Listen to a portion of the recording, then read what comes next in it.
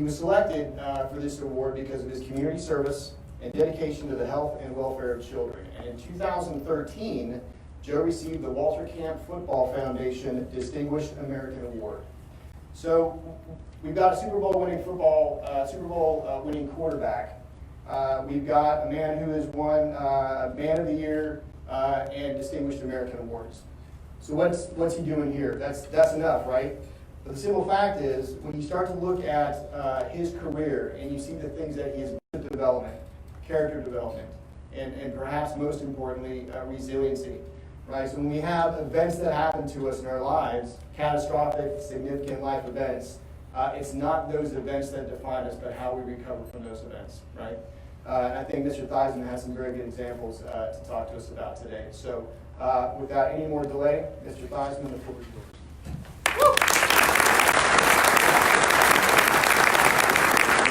Thank you. Thank you, Colonel Jett. I appreciate it very much, and thank you for the Notre Dame support, all one of us. It really is a pleasure. Mark, I want to thank you again for giving me an opportunity to be here. Rob is always my golf coach. It's always good to have a golf coach, which is no matter where you go. It is really and indeed an honor and a pleasure to be able to stand before you today. I'm so proud of what you are and who you've become in the 492nd. I think it's very important that people understand who you are and what you do. See, people look at us as professional football players, and I get this very frequently. They come up and say, "You're my hero.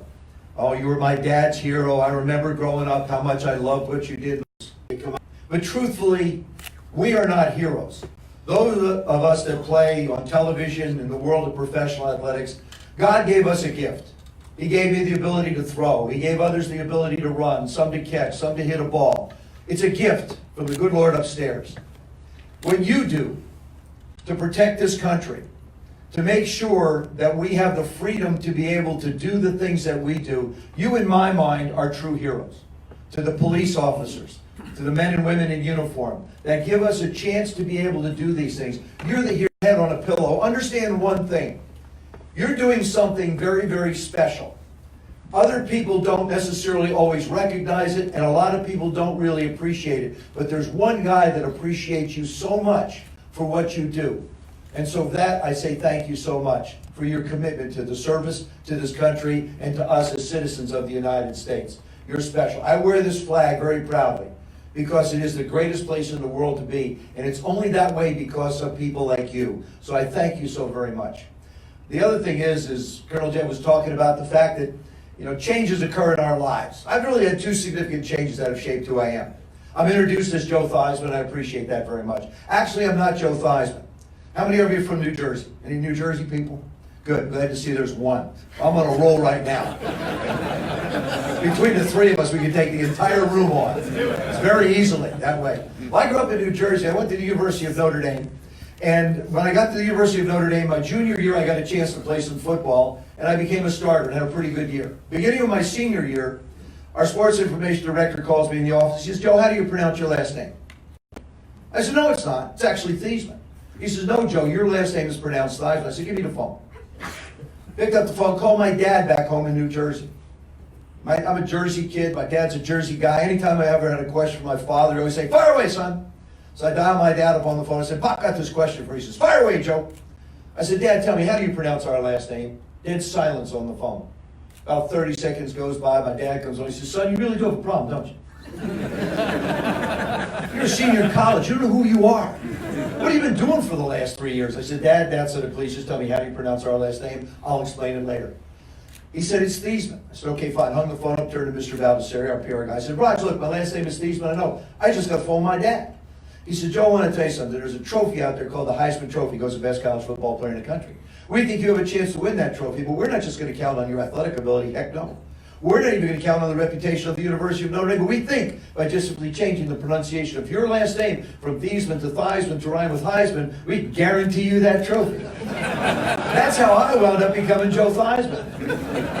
That was 50 years ago. It's interesting, 50 years ago. Change is something you have to embrace. You look at the change in the military. You look at the change in the weaponry. You look at the aircraft that you fly. I mean, I'm standing at Kelly, and I love watching you all go by. I just get the biggest kick out of watching those planes go over. It's absolutely, to me, one of the most incredible things. I look up and I just say thank you. Thank you for what you do. And it's interesting, as the Colonel and I were talking, you have 11 squadrons. You know, I think of the world of athletics, to me, has been such a great foundation. I base so much off of it. And to me, in my life, I was 152 pounds when I entered the University of Notre Dame. I was one of 13 quarterbacks. I was a skinny little kid. And as a matter of fact, when I got off the plane in South Bend, Indiana, 2 coaches stood there. One recruited me, the other was there. I come walking off the plane, and the one coach turned to the other coach, and he said, "Where's this hotshot little quarterback that you said was coming here?" And he pointed to me, and he said, "Are you kidding me?" He said, "That kid's not big enough to carry a water bucket." And that was the perception that people have. And I say to you, as individuals, don't ever let anybody tell you want to be. You set the limits on your success. You set the limits on what you're capable and able to do. Don't let anybody try and put you in a box and label you in a certain way. I went to my room early in my freshman year. I wrote down on a piece of paper, I will be the greatest quarterback that ever plays at the University of Notre Dame. Whether I was or was not is insignificant to the fact that that's what I believe. I'll tell you this, money comes in, make money, money's going to go in your life, it's going to come and go. But the one thing that never goes away is the experience that you will have together here. Some of you have been here a longer period of time than others. Some of you will come here and move on. But the experiences that you have together, the way you will grow together, will always stay with you. Those friendships, those bonds you create, the experiences you have, the experiences that you'll share, they always stay with you. See, I think, I was your quarterback for 6 years. You know what? Art Monk was a great receiver, Hall of Famer. You know, Russ Grimm, a guard, Hall of Famer. Darrell Green, Hall of Famer. What about us? And for 6 months I walked around and went, I just can't believe that my name wasn't mentioned. And then it hit me. I had one of those moments where it's like, holy mackerel, I'm a jerk. How could I find myself so caught up in a me world that I thought that I was the most important thing? What I was saying is, yeah, we have people that play 65 plays a game. But every person, every member, every squadron on that football team is responsible for him being in the Hall of Fame. Reggie played 6-8 plays. Otis played 6-8 plays. But it didn't matter. And that's the thing that every one of you here has to understand, the significance of who you are and what you do. Each team, each squadron is vitally important to the success of the entire unit. And that's so important to really get your arms around. And, you know, the Colonel so kind to introduce me with all these accolades. And see, back in 1985, on November 18th, maybe some of you shared it with me. It was a night when the Washington Redskins played the New York Giants on Monday Night TV. It was a night that changed my life. Because in the world of professional football, I'd achieved everything you could possibly achieve. MVP, Man of the Year, World Champion quarterback, and you'll love this. In 1984, I was the 4th highest paid player in the National Football League at $1 million a year. To put it in perspective, Russell Wilson, the quarterback, of $1 million a year. Aaron Rodgers, quarterback of the Green Bay Packers, $33 million a year. Matt Ryan, quarterback of the Atlanta Falcons, 1-7. $30 million a year. I don't begrudge those guys a penny. I think it's great that you're able to get out and get what you want. I think it's exciting. But for me, what had happened is I'm Joe Theismann, quarterback, signed a brand new 5-year contract, 4th highest paid player in the league. I didn't need anybody. I was a football star. I was a quarterback. Didn't need anyone. Till November 18th, 1985. And I'll never forget walking in my locker, sitting down in my locker. We were in the midst of a lousy season. And I was going to do the same thing that I guarantee you everyone in this room has done from time to time. I was going to have a heart-to-heart with myself. Where am I? What am I going to do? What's going to happen with my life? What about my family? Where are we going to go? You think about all these things. And I sat there and I stared at that wall and I said, all right, Joe, it's the Giants. It's Monday Night TV. This is going to be your opportunity. And by the way, opportunity is my favorite word. This is going to be your opportunity to be able to go out and show the world that Joe Theismann that you love so much is back. I got up from my locker. I started at that locker room. And as we leave this auditorium here, you'll see these exit signs. Picture below them the Redskin logo. Not some cute, shiny little star that some people wear on their helmets. I feel obliged to ask this question now. How many of you are Cowboy fans? Okay, I really don't care. It's a courtesy question. I want you to know that. We used to have that Redskin logo right below that exit sign. For 12 years as the quarterback of the Redskins, I used to run out of that locker room, hit that logo, and never said a word. I'm a superstitious person. My locker, I started out of that locker room. I hit that logo and I said these words: "Tonight your life's going to change, Joe." My mom sort of left things, little nuggets with me, and she'd say, "Joey, when it comes to congratulating yourself, son," she'd say, "you're never going to have room for anybody in your life until you're happy with who you are as a person. Be at peace with yourself. Be happy with who you are.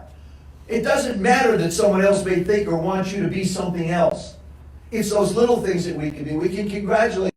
I get all Joe Theismann, superstar, Joe Theismann, football player. Turn on a TV, turn on a radio, pick up a newspaper, all those headlines. But we have funny ways people bring us down to earth. I'm speaking at an engagement 10 years ago. 3,000 people in the audience. I'm in my tuxedo, they're in theirs, guest speaker. I'm seated at the dais. They bring out my entree, baked potatoes, 6 rolls, give me 1 pat of butter. Decent at management, not that good. Take the butter, throw it on the potato. Turn to the kid behind me, says, "Excuse me, son, like another pat of butter." He said, "No." I said, "Whoa, time out. I am Joe Theismann." So all these people are football players. Thank you very much. He said, "You were MVP of the National Football League." I said, "Thank you very much." He said, "You won a Super Bowl." I said, "Thank you very much." He said, "Sir, do you know who I am?" I said, "No, I don't." He said, "I'm the kid in charge of the butter. Get 1 pat of butter." We have those ways in our lives that we get humbled for the things that we do. And there isn't anybody in here, and I believe this. You can't do what you do without having a degree of confidence. By golly, if you don't believe in who you are, who's going to believe in you? And Sheriff, thank you so much for what you do. I mean, it's just the dedication of the men and women of this great country of ours. Whenever I'm in an airport, I see anybody in uniform, first thing I want to do is say thank you. And it's amazing to me that people come up and say, I really appreciate that. Don't hear it much. I think you got to be kidding me. How can anyone walk by somebody in uniform and not bless you, not say thank you? It's those little things. And like I say, confidence is so vitally important. For me, when I got hurt, I got introspective. People say, "Oh, Theismann, you're cocky and egotistical." No, I just believed in my ability. Like I said, if you don't believe in who you are, who's going to believe in you? So I broke it down into specific areas. First, I try to anticipate situations. You go through it in your training, in your preparation. I used to get up under a center. I could see a safety shaded to the right a little bit. I could anticipate the role of the defense, drop back, plant my foot, fire the ball to the left, 1-on-1 coverage, anticipating the role of the defense. I try and educate myself. Every day I want to be an excited student. I think you need to know more today than you knew yesterday, and you need to know more tomorrow than you know today. Be an excited student. And then, Tom Watson, the founder of IBM, once said this: "You work the first 8 hours of the day for survival. Everything after that is an investment in your future." That would be a guess, I guess you could say. So you anticipate, educate, work hard. It gives you confidence. Once you get confidence, it gives you the chance to go out and step outside the box, what Kat was talking about. An opportunity to think outside the box. Al Saunders was a coach I had in Washington with me, head coach of the San Diego Chargers at one point. He was an offensive coordinator. I asked Al one day, I said, "What do you look for in a championship player? Please note, just as I stand in front of you as champions in your own right, I'm not interested in average. Average doesn't appeal to me. Mediocrity does not appeal to me. What do you look for in a championship individual?" He said, "I want to know if they're members of the Abel family." I said, "Abel family?" He said, "Are they available? Are they reliable? And are they accountable?"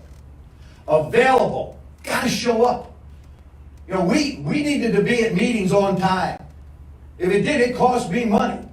And to me, there's no greater insult by any individual to a group by showing up late. No excuse for it, none whatsoever, unless you're stuck in traffic. I got you covered, don't worry about you.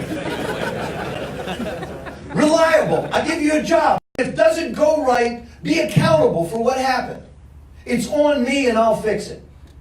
Available, reliable, and accountable. Those are things that we look for in championship individuals. Ask the same right off the top of your head. I asked Tom this one day, I said, "Why are you so great? Where does your greatness come from?" He said, "The right place, the right time, and the right people."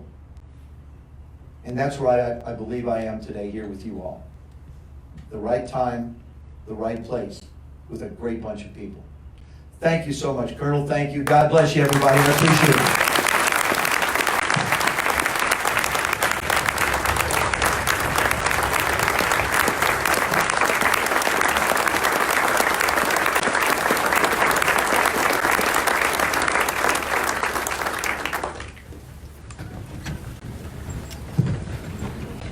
Okay, I really appreciate your lessons for character, teamwork, leadership, very importantly, resiliency, and not walking across the cemetery at night. All important lessons that we can take away from this. On behalf of the Carpetbaggers, I'd like to present you with this slate. Let me just explain it, just to make sure that everybody in the room can understand what this is. And so, this is our essentially the representative print that we have for the Carpetbaggers. And it's got our World War II heritage on there to include for the airdrops of the Carpetbaggers in World War II. And the bottom here says, with sincere gratitude to Mr. Joe Theismann for your support of the Carpetbaggers. 492nd Special Operations Wing, Hobart Field, Florida, 1 November 2019. Thank you so much, sir. Thanks.